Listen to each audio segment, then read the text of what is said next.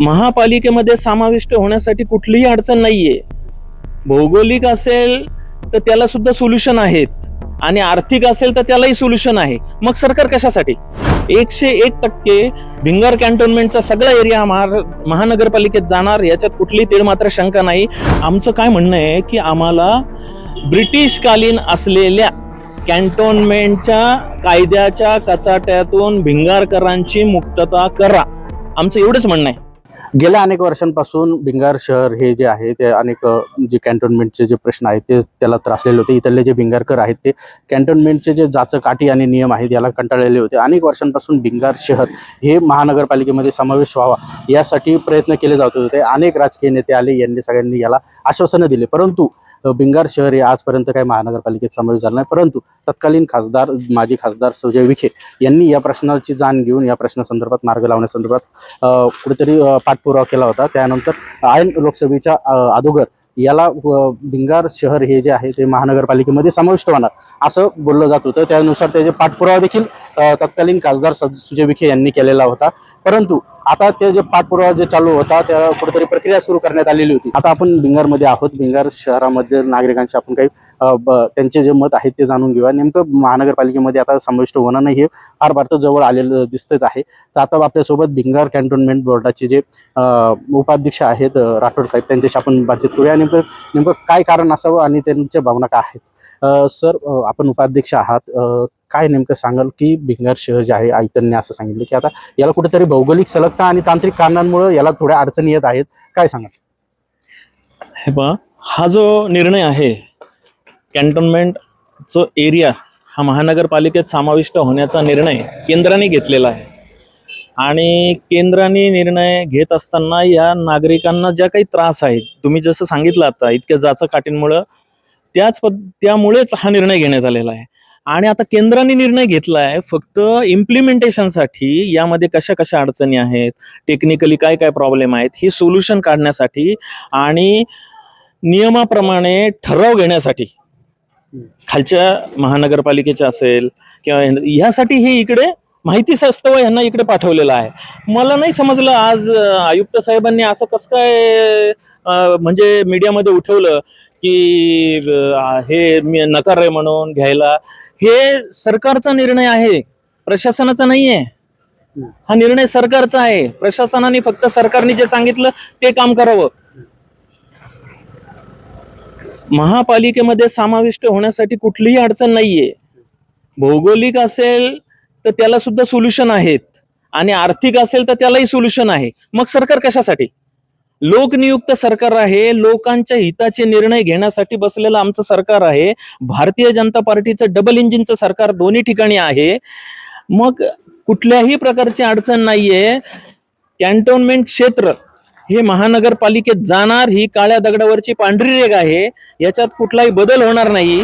62 कॅन्टोन्मेंटची प्रक्रिया पूर्णपणे जवळजवळ अंतिम टप्प्यात आहे, पार पडलेली आहे. फक्त इथून जो काही ठराव जाणार, अहवाल जाणार, तो अहवाल शासन स्तरावर, म्हणजे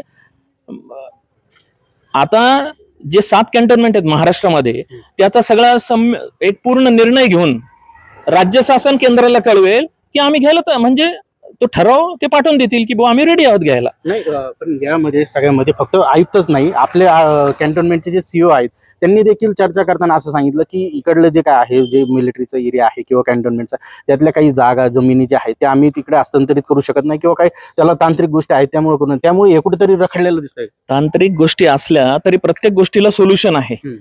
ठीक आहे, भौगोलिक दृष्ट्या थोड्याफार अडचणी असतील तर काही एरियाबाबत तो डिसिजन होईल, पण याचा अर्थ काय मग सगळ्याच भिंगार नाही जाणार का? असं तर नाही होऊ शकत ना. ठीक आहे ना, त्याला सोल्युशन आहे ना काही ना काही, भौगोलिक असो आर्थिक असो. आता मी सांगतो ना, सरकार ज्या योजना आणतं त्यासाठी पैसा लागतो की नाही लागत? हा, मग तो कसा उभा करायचा आहे सरकारला माहिती आहे ना. सरकार सक्षम आहे आमचं. नरेंद्र देवेंद्रची जोडी महाराष्ट्रात काय पर देशात जास्ती आहे. मग आमच्याकडे सगळे सोल्युशन आहेत ना. आम्ही सांगतोय तुम्हाला 101% भिंगार कॅन्टोन्मेंटचा सगळा एरिया महानगरपालिकेत जाणार, याच्यात कुठलीही तीळ मात्र शंका नाही. माझी उलट प्रशासनाला विनंती आहे की अशा प्रकारे मीडियामध्ये देऊन कृपया संभ्रम तयार करू नका. नागरिकांमध्ये कुठलाही संभ्रम तयार करू नका. जर तुम्हाला जो काही अहवाल पाठवायचा ना तो तुम्ही पाठवून द्या. आम्हाला काही त्याबद्दल आमचं काही म्हणणं नाहीये. तुम्हाला जे काही वाटतंय ना की जिथे अडचण आहे, जो आता अहवालात तुम्ही नमूद करा, मीडियात नका देऊ तुम्ही. मग आता कुठेतरी असं वाटतं का, जे आयुक्त आहेत किंवा तुमचे सीईओ आहेत यांनी देखील आता आयुक्तांनी त्यांच्या बाईटमध्ये सांगताना सांगितलं की जिल्हाधिकाऱ्यांनी भिंगार आणि त्याच्या आजूबाजूचे जे परिसर आहे हा एक सलगता भौगोलिक सलगता आहे, त्यांनी त्यांची नगरपंचायत करावं. मग महानगरपालिका ऐवजी नगरपंचायत असेल तर काय हरकत आहे? हे पहा, आता सध्या जो काही निर्णय झालेला आहे त्याच्यामध्ये क्लिअर कट लिहिलंय लगतच्या महानगरपालिकेत. आता एकदा पालिकेत जेव्हा समाविष्ट करण्याची प्रक्रिया पूर्ण होईल, त्याच्यात आता कुठल्याही प्रकारचं ती सुद्धा कदाचित तांत्रिक अडचण असेल तर ह्या जे वेगळी नगरपंचायत हो, किंवा आमचं काय म्हणणं आहे की आम्हाला ब्रिटिशकालीन असलेल्या कॅन्टोन्मेंटच्या कायद्याच्या कचाट्यातून भिंगारकरांची मुक्तता करा, आमचं एवढंच म्हणणं आहे. आम्हाला काहीही चालेल, त्याबद्दल वाद नाही. पण आता शासनाने आदेश काढलेला आहे, त्याच्यात लिहिलेलं आहे की लगतच्या महानगरपालिकेत आम्हाला समाविष्ट करणार आहे. त्यामुळे मी या इतर गोष्टीशी मी आता म्हणजे काही भाष्य करू शकत नाही. प्लीज. यामध्ये सगळ्यांमध्ये तत्कालीन खासदार होते सुजय विखे यांनी या सगळ्याचा पाठपुरावा केला होता, केंद्र स्तरापर्यंत केला होता. रक्षा मंत्रालय असे किंवा गृह मंत्रालय असं याकडे केलं होतं. त्या सगळ्या पाठपुराव्याला आता कुठेतरी कमतरता भासतीये का?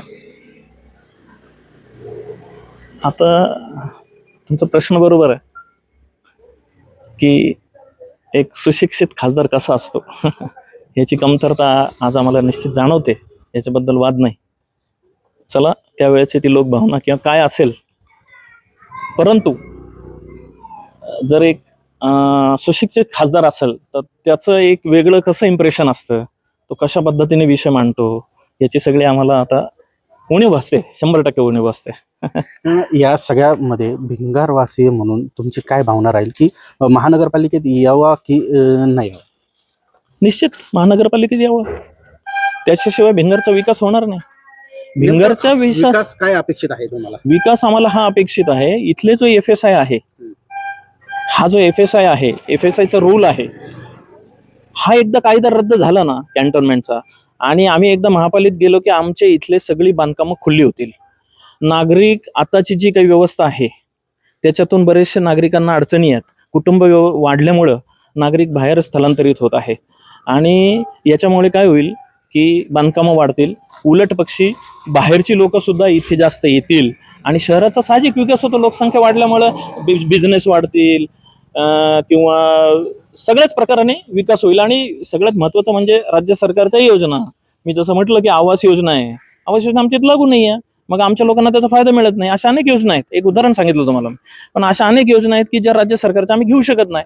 चांगले चांगले निर्णय आज देवेंद्रजी घेतात आहे, परंतु आम्हाला त्याचा उपयोग होत नाही. तरीही देवेंद्रजी आहे तसे म्हणजे आमच्या कॅन्टोन्मेंटकडे लक्ष ठेवू नये पूर्णपणे, तिथं मदत करतातच आहे. आम्ही जर वेगळी मागणी केली तर तो तसा निधी बी पाठवतात, त्याबद्दल वाद नाही. परंतु योजना ज्या काही आहेत सरकारच्या, त्या आम्ही लोक बी त्याचे लाभार्थी बनू ना, आमच्या लोकांना त्याचा लाभ मिळतो. आम्ही आमदारकीला इलेक्शन मतदान करतोच की, आम्ही राज्य सरकार ज्यावेळी आमदारकी जेल तिथे आम्ही मतदान करतोच आहे.